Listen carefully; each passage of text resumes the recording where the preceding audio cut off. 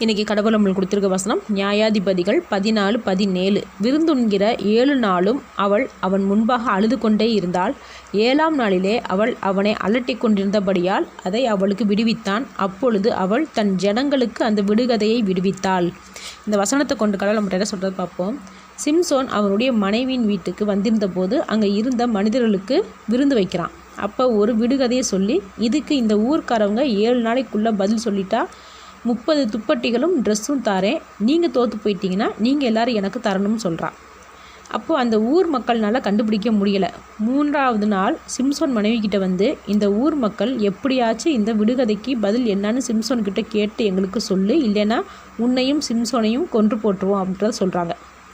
அப்போது சிம்சோனோட மனைவி சிம்சோன்கிட்ட விடுகதையோட பதில் கேட்குறா. முதல்ல சிம்சோன் சொல்லலை. அதுக்கப்புறம் அவன் முன்னாடி எப்போ பார்த்தாலும் அழுதுகிட்டே இருக்கிறா, முகத்தை திருப்புறா. இதை பார்த்த சிம்சோன் விடையை சொல்லிடுறான். அந்த விடையை ஊர் மக்கள்கிட்ட சிம்சோன் மனைவி சொல்லிடுறா. சிம்சோன் தோற்று போயிடுறான். சிம்சோனோட மனைவி இந்த ஊர் மக்களோட மிரட்டலுக்கு பயந்து இப்படி செஞ்சிடறா. தேவன் சிம்சோனோடு இருக்கிறாரு அப்படின்றது அவளுக்கு தெரியும். அது அவள் ஒரு நிமிஷம் கூட யோசிச்சு பார்க்கல. அப்படி யோசிச்சுதானா இப்படி ஒரு காரியத்தை செஞ்சுருக்கவே மாட்டாள்.